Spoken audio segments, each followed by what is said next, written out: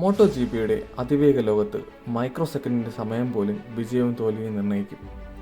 ഈ ലോകത്ത് ചില പേരുകൾ മാത്രം അതിൻ്റെ തിളക്കം എന്നും ജ്വലിപ്പിക്കാൻ സാധിച്ചു. അതെ, മാർക്ക് മാർക്കസ്.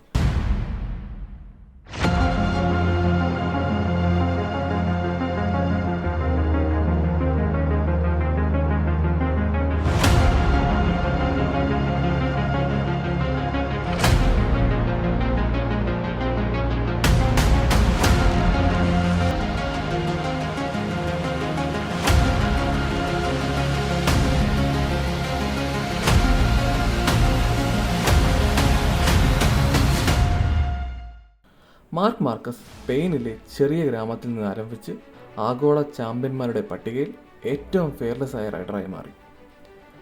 1993 ഫെബ്രുവരി 17 മാർക്ക് മാർക്കസ് ജനിച്ചത്. സ്പെയിനിലെ സെർവേര സ്വദേശിയായ അദ്ദേഹം ചെറുപ്പത്തിൽ തന്നെ വാഹനങ്ങളിൽ താല്പര്യം കാണിച്ചു. 3 വയസ്സുള്ളപ്പോൾ തന്നെ അദ്ദേഹം ആദ്യമായി മിനി ബൈക്ക് ഓടിച്ചു. പിതാവ് ജൂലിയ മാർക്കസും സഹോദരൻ അലക്സ് മാർക്കസും അദ്ദേഹത്തിന് ഒരു പ്രചോദനമായിരുന്നു. ചെറിയ പ്രായത്തിൽ തന്നെ മാർക്ക് ബൈക്ക് നിയന്ത്രണത്തിൻ്റെ അതുല്യ കഴിവ് കാട്ടി. മാർക്ക് മാർക്കസിൻ്റെ ആത്മവിശ്വാസം മറ്റുള്ളവരിൽ നിന്നും വ്യത്യസ്തമായിരുന്നു. അത് വരാനിരുന്ന വിജയങ്ങളുടെ ഒരു വലിയ സൂചനയായി മാറി. മോട്ടോ ജി പിയുടെ ചരിത്രത്തിൽ ഏറ്റവും കൂടുതൽ ശ്രദ്ധേയനായി മാറിയ യുവതാരങ്ങളിൽ ഒരാളാണ് മാർക്ക് മാർക്കസ്. 2010 തുടങ്ങിയ ഈ യാത്രയിൽ അദ്ദേഹം ഒരേ സമയം പല റെക്കോർഡുകളും തകർത്തു.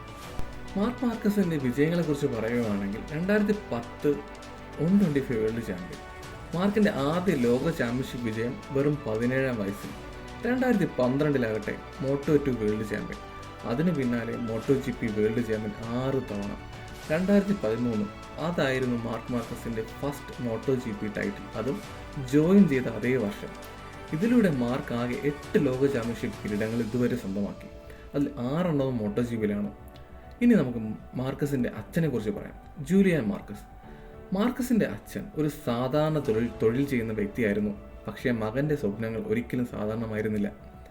മാർക്ക് വെറും 3 വയസ്സുള്ളപ്പോൾ സൂപ്പർ ബൈക്ക് വീഡിയോസ് കണ്ട് അവൻ അത്ഭുതത്തോടെ നോക്കിയതും ബൈക്കിൻ്റെ ശബ്ദം കേട്ട് ആവശ്യപ്പെട്ടതും മനസ്സിലാക്കിയ അച്ഛൻ, ഇവനൊരു സ്പാർക്ക് ഉണ്ടെന്ന് എനിക്ക് തോന്നിയിരുന്നു. ഒരു പഴയ അഭിമുഖത്തിൽ ജൂലിയ പറഞ്ഞത് ഇങ്ങനെയാണ്: ഒരു ചെറിയ മിനി ബൈക്ക് വാങ്ങാൻ പോലും കുടുംബത്തിൽ കഠിനമായ കോംപ്രമൈസ് നടത്തിയിരുന്ന അച്ഛൻ. വീട്ടുമുറ്റത്തും പരിസരവുമാണ് മാർക്കിൻ്റെ ആദ്യ റേസിംഗ് ട്രക്കുകളായി മാറിയത്.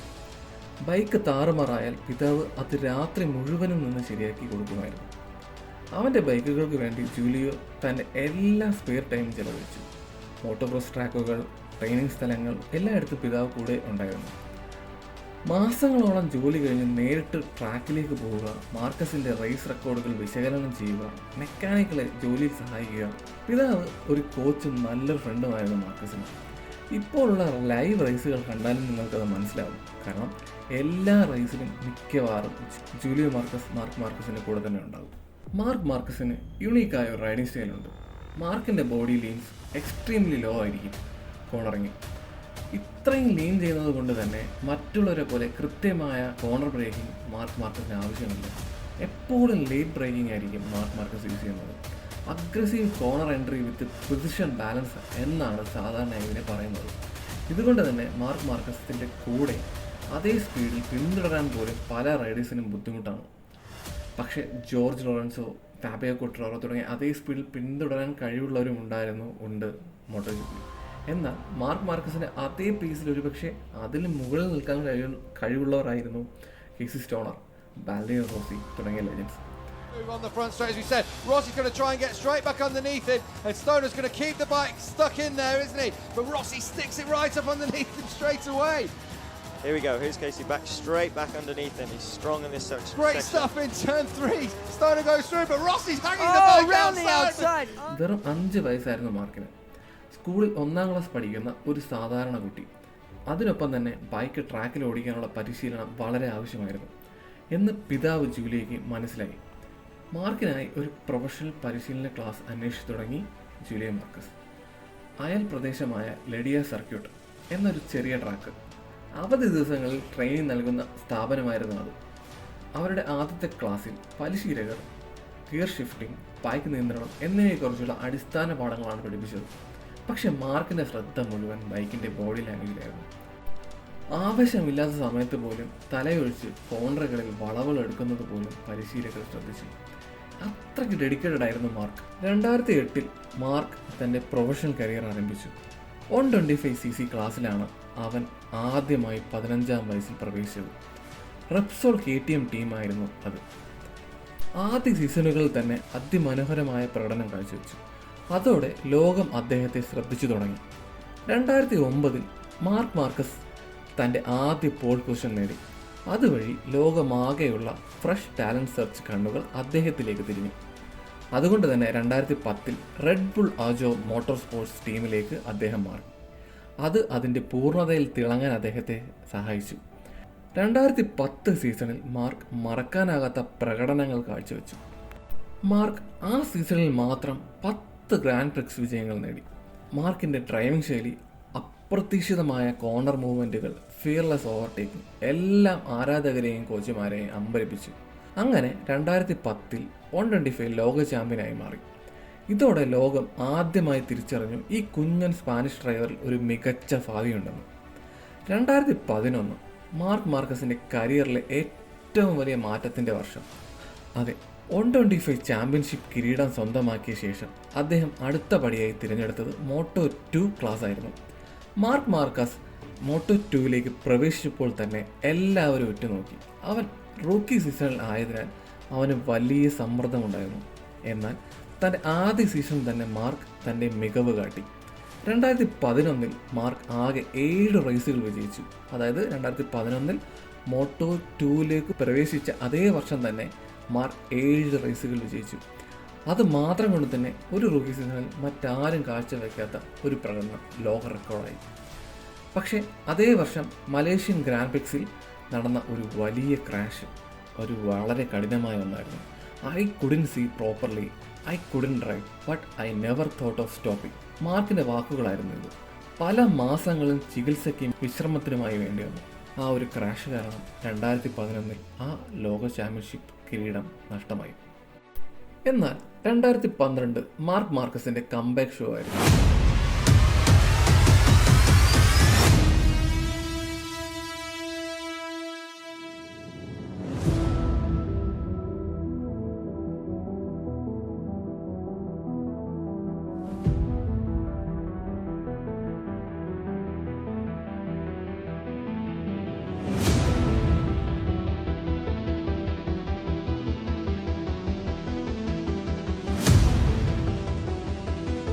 രണ്ടായിരത്തി 9 Moto2 റേസുകൾ വിജയിച്ച് മൊത്തം 14 പോഡിയം ഫിനിഷുകളോടെ മാർക്ക് മാർക്കസ് Moto2 വേൾഡ് ചാമ്പ്യനായി മാറി.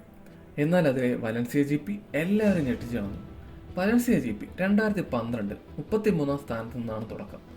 അതിന് കാരണം മാർക്കിന് കിട്ടിയ ഒരു പെനാൽറ്റി ആയിരുന്നു, ഗ്രിഡ് പെനാൽറ്റി. ക്വാളിഫയിങ് സെക്ഷനിൽ വളരെ അഗ്രസീവായി റൈഡ് ചെയ്തത് കാരണം നടന്നൊരു ഇൻസിഡൻറ്റ് കാരണമാണ് 33-ാം സ്ഥാനത്തേക്ക് പിന്തള്ളപ്പെട്ടത്. അതൊരു വലിയ പെനാൽറ്റി ആയിരുന്നു. പക്ഷേ ഫസ്റ്റ് ലാപ്പിൽ തന്നെ 10 പേരെ ഓവർടേക്ക് ചെയ്തു. ഇടതും വലതുമായ കോർണറുകൾ, സ്ഥിരമായ എൽബോ ഡൗൺ, ലീൻ റൈഡിങ് വളരെയധികം വേഗത നൽകി. മാർക്കസിനൊരു ഈഗോ ആയിരുന്നു ആ റേസ്. അതായത് അവസാനത്തെ 5 ലാപ്പിൽ overtake extreme corner entries and minimal braking distance, ഇതായിരുന്നു മാർക്ക് മാർക്കസിൻ്റെ റൈഡിംഗ് രീതി. ഈ വിജയം കൊണ്ട് തന്നെ അദ്ദേഹം ലോകത്തോട് ഒരു സന്ദേശമാണ് പറഞ്ഞത്: Even if the race doesn't matter for the title, I will give my 100%. Moto2ലെ അവസാന റേസ് ആയതിനാൽ ഈ വിജയം MotoGPയിലേക്ക് മാർക്ക് മാർക്കസിന് കയറാനുള്ള പൂർണ്ണതയുള്ള ഒരു പെർഫെക്റ്റ് സൗണ്ടായി മാറി. MotoGP എന്ന് പറയുന്നത് 1000cc ബൈക്ക് കാറ്റഗറിയാണ്. പക്ഷെ അവിടെ എത്തുന്നതിന് മുന്നേ പല കടമ്പകളും കടക്കേണ്ടി വരും. മുഴുവനായിട്ട് പറയുകയാണെങ്കിൽ ആദ്യം 125, അതിനുശേഷം Moto3 എന്ന് പറയും, അത് 250cc ബൈക്സ് ആണ്. അതിനുശേഷം അടുത്ത ജമ്പ് എന്ന് പറയുന്നത് Moto2, അത് 600cc. അതിൻ്റെ മുകളിലാണ് MotoGP. ഈ MotoGP എന്ന് പറയുന്നതാണ് ഏറ്റവും ഉയർന്ന ക്ലാസ്. ഈ MotoGP ബൈക്സ് എന്ന് പറഞ്ഞാൽ അതായത് മോർ ദാൻ 200 bhpയിൽ കൂടുതലുള്ള പവറുള്ള ബൈക്കുകളായിരിക്കും. അറൗണ്ട് ഒരു 350+ കിലോമീറ്റർ സ്പീഡ് വളരെ ഷോർട്ട് ഡിസ്റ്റൻസിൽ തന്നെ കവർ ചെയ്യാൻ അല്ലെങ്കിൽ അടിക്കാൻ പറ്റുന്ന അത്രയും പൊട്ടൻഷ്യലുള്ള ബൈക്സ് ആയിരിക്കും ഈ MotoGPയിലുള്ളത്. അതുകൊണ്ട് തന്നെ അതിനെ കൺട്രോൾ ചെയ്യുക എന്ന് പറയുന്നത് ഭയങ്കര ലെജൻസിനെ കൊണ്ട് മാത്രമേ പറ്റുള്ളൂ. ഒറ്റ വരിയിൽ പറഞ്ഞാൽ MotoGP എന്ന് പറയുന്നത് 2 വീൽസ് മോട്ടോർ സ്പോർട്സിൻ്റെ ഒരു സിംഹാസനം തന്നെയാണ്. Moto2 ചാമ്പ്യനായ ശേഷം മാർക്ക് മാർക്കസ് സത്യമാക്കിയ ഒരു വലിയ ഡ്രീം ഉണ്ടായിരുന്നു. അതെ, റെപ്സോൾ ഹോണ്ട ഫാക്ടറി ടീമിലേക്കുള്ള പ്രവേശനം. ആ ടൈമിൽ തന്നെ മോട്ടോ ജി പിയിലെ ഏറ്റവും ശക്തമായ പരിചയസമ്പന്നമായ ടീമായിരുന്നു റെപ്സോൾ ഹോണ്ട. മികച്ച ഡബ്ല്യു സീസൺ ആയിരുന്നു അത്. മോട്ടോ ജി പി ചരിത്രത്തിലെ പുതിയ റെക്കോർഡുകൾ തിരുത്തി കുറിച്ചത് അവിടെ വെച്ചിട്ടാണ്. അതെ, മാർക്ക് മാർക്കസ് തൻ്റെ ആദ്യ മോട്ടോ ജി പി റേസിൽ തന്നെ, അതായത് ഖത്തർ GP 2013, ആ റേസിൽ തന്നെ 3rd പ്ലേസ് സ്വന്തമാക്കി. And the master, the doctor, is coming through and he goes up into 2nd place. Marquez is brave and hangs it in on the outside, and Marquez is back! Rossi fights back. Rossi again alongside up into turn 4. Rossi back into 2nd.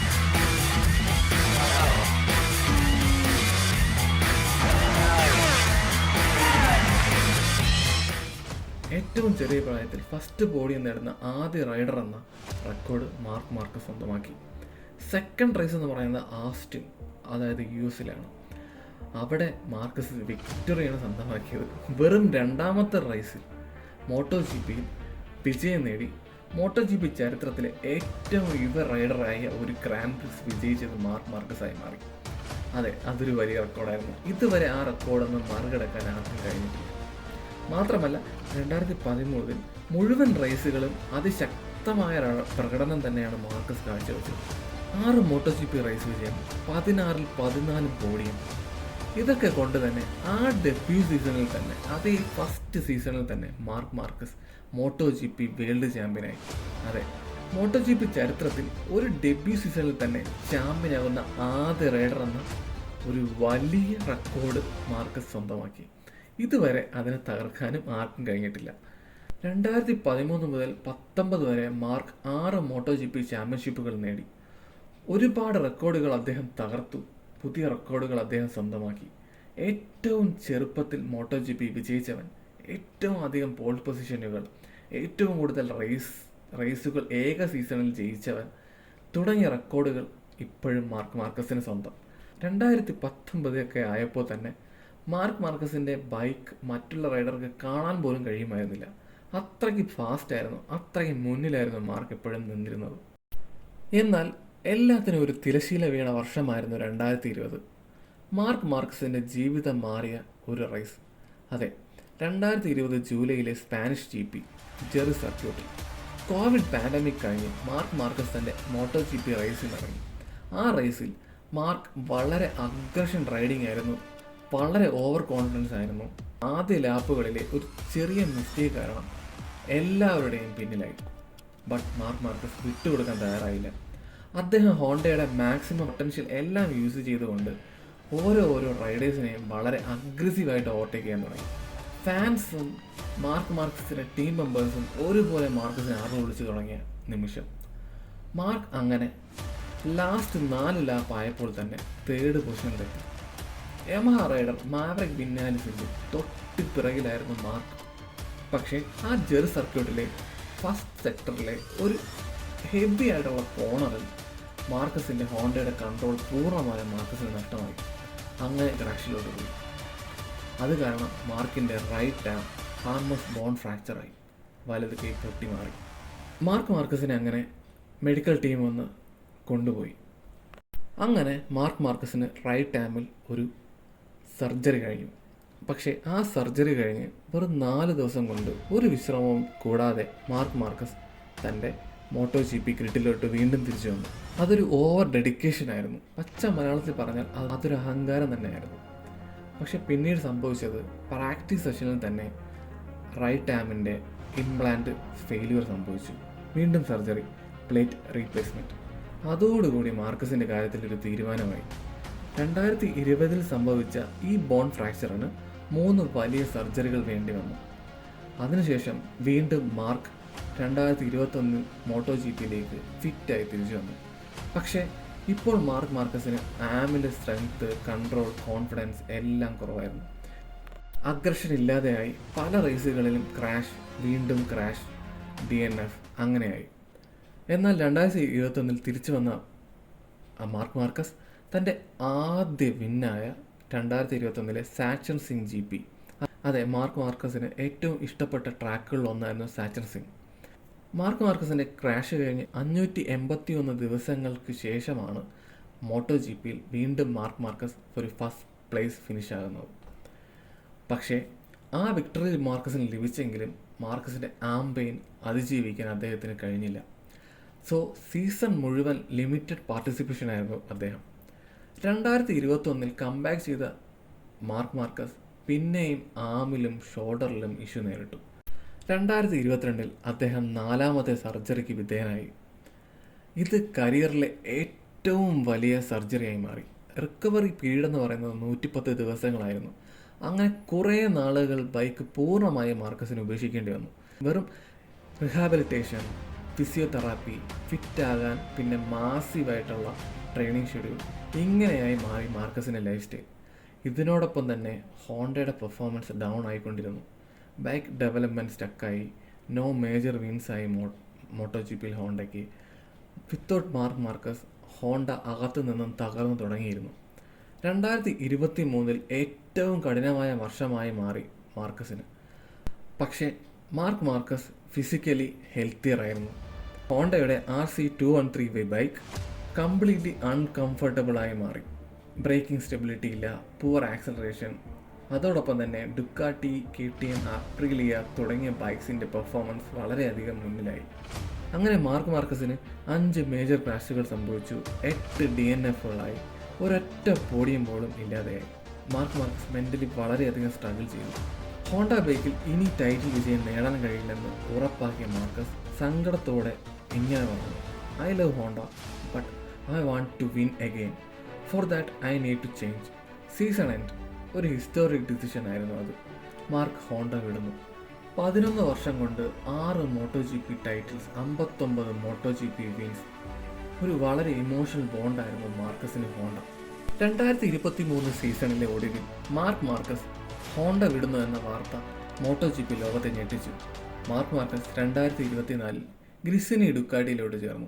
ഗ്രിസിനി Ducati എന്ന് പറയുന്നത് ഡുക്കാട്ടിയുടെ തന്നെ മറ്റൊരു ടീമാണ്. അതായത് factory ടീമല്ല, satellite team. Satellite team എന്ന് പറഞ്ഞാൽ Ducati, Honda, Yamaha, മിക്കവാറും എല്ലാ ബൈക്സിനും ഒരു ഫാക്ടറി ടീമും ഉണ്ടാവും. അതോടൊപ്പം തന്നെ കുറച്ച് സാറ്റലൈറ്റ് ടീംസും ഉണ്ടാവും. സാറ്റലൈറ്റ് ടീംസ് എന്ന് പറയുന്നത് പുറത്തുള്ള ടീം ഈ ഡുക്കാട്ടി ബൈക്കിനെ മേടിച്ച് അവർ സ്വന്തം ബൈക്കായിട്ട് ട്രാക്കിലോട്ട് ഇറക്കുന്നു. ഇതാണ് സാറ്റലൈറ്റ് ബൈക്ക് ചെയ്യുന്നത്. എന്നാൽ ഫാക്ടറി ബൈക്സ് എന്ന് പറഞ്ഞാൽ അത് ഫാക്ടറി തന്നെയാണ് പ്രൊഡക്ഷൻ ചെയ്ത് ഫാക്ടറിക്ക് വേണ്ടി തന്നെയാണ് ഇറങ്ങുന്നത്. ഇതാണ് ഇത് രണ്ടും തമ്മിലുള്ള വ്യത്യാസം. ഫാക്ടറിയിലും സാറ്റലൈറ്റും ബൈക്സ് ഏകദേശം ഒന്ന് തന്നെയാണെങ്കിലും ചില സാറ്റലൈറ്റ് ടീംസിൽ 1 വർഷം പുറകിലുള്ള ബൈക്സ് ആയിരിക്കും യൂസ് ചെയ്യുന്നത്. അതുപോലെ തന്നെ ഗ്രിസിനി ഡുക്കാട്ടിയും 1 വർഷം പിന്നിലുള്ള ബൈക്കാണ് യൂസ് ചെയ്തത്. എന്നാൽ ഡുക്കാട്ടിയെ സംബന്ധിച്ചിടത്തോളം എല്ലാ വർഷത്തെ ബൈക്കും ഏകദേശം ഒരേപോലെ പൊട്ടൻഷ്യൽ ഉള്ളത് തന്നെയായിരുന്നു. അതെ, മാർക്ക് മാർക്കസ് തൻ്റെ യങ്ങർ ബ്രദറായ അലക്സ് മാർക്കസ് റൈഡറായ ഗ്രിസിനി ടീമിലൂടെ തന്നെ ജോയിൻ ചെയ്തു. ഡുക്കാട്ടി കൂടുതൽ സ്റ്റേബിൾ ആൻഡ് പ്രെഡിക്റ്റബിൾ ആൻഡ് കോമ്പറ്റീറ്റീവായി മാർക്കസിന് തോന്നി. മാർക്കസിന് ആദ്യ ഡുക്കാട്ടി പ്രാക്ടീസ് എന്ന് പറയുന്നത് സെപ്പാങ്ങിലായിരുന്നു, മലേഷ്യ. അവിടെയായിരുന്നു മാർക്കസിന് ആദ്യ test. Super fast, smooth cornering, powerful biking, ഇതായിരുന്നു Ducati Desmo CD. Mark മാർക്കസിൻ്റെ സ്റ്റൈലിനൊപ്പം perfect സൂട്ടായി ഈ ബൈക്ക്. 2024 സീസൺ തുടങ്ങിയപ്പോൾ തന്നെ മാർക്ക് പുതിയ ലുക്കിലും പുതിയ അഗ്രസീവ് സ്റ്റൈലിലും ട്രാക്ക് പിടിച്ചെടുത്തു. ഖത്തർ GPയിൽ, അതായത് ആദ്യ മോട്ടോ GP 2024 റേസിൽ തന്നെ മാർക്ക് 4th ഫിനിഷ് ചെയ്തു. അതൊരു നല്ലൊരു തുടക്കമായിരുന്നു. അതുപോലെ തന്നെ പോർച്ചുഗൽ റേസിൽ മാർക്ക് മാർക്കസ് പോഡിയവും ഫിനിഷ് ചെയ്തു. 2024 പോയിന്റ് സ്റ്റാൻഡിങ്ങിൽ ടോപ്പ് 3 പൊസിഷനിൽ മാർക്കസ് എത്തി.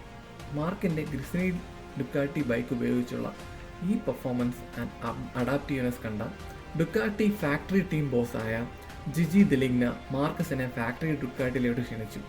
മാർക്കസ് മറ്റൊന്നും നോക്കാതെ 2025 ഗ്രിസിനി ഡുക്കാട്ടിയിൽ നിന്നും ഫാക്ടറി ഡുക്കാട്ടിയിലേക്ക് കോൺട്രാക്ട് സൈൻ ചെയ്തു. അതിനുശേഷം 2025 സീസണിൽ മാർച്ച് മുതൽ ഇതുവരെ സംഭവിച്ചത് വീണ്ടും ചരിത്രം. അതെ, 2025 സീസണിൽ പകുതി ആയപ്പോൾ തന്നെ 8 റേസ് വിൻസ്, 11 പിൻ റേസ് വിൻസുമായി മാർക്കസ് തൻ്റെ ചൈത്രയാത്ര ആരംഭിച്ചു. ഇതിനോടകം തന്നെ മറ്റു റൈഡേഴ്സിനേക്കാൾ മാർക്കസ് ഒരുപാട് മുന്നിലായി. ഈ വർഷം മാർക്ക് തൻ്റെ 9th വേൾഡ് ടൈറ്റിൽ സ്വന്തമാക്കും എന്ന് ഏകദേശം ഉറപ്പായി. ഇത് സാധിച്ച ലെജൻഡായ വാലന്റീനോ റോസിയുടെ 9th വേൾഡ് ടൈറ്റിൽ ചാമ്പ്യൻ എന്ന റെക്കോർഡിലേക്ക് മാർക്ക് മാർക്കസ് എത്തും. ഇതായിരുന്നു ഇതുവരെയുള്ള മാർക്ക് മാർക്കസിൻ്റെ ജീവചരിത്രം. എനിക്ക് എൻ്റെ മനസ്സിൽ എപ്പോഴും മാർക്ക് മാർക്കസ് എന്ന് പറയുന്നത് മോട്ടോർ സൈക്കിൾ റേസിങ്ങിലെ ഒരു കിങ് ആണ്. പക്ഷേ എൻ്റെ ഹീറോ എപ്പോഴും വാലന്റീനോ റോസിയാണ്. അതെ, വാലന്റീനോ റോസിയുടെ ബയോഗ്രഫി വീഡിയോ കമ്മിങ് സൂൺ ആണ്. So stay tuned.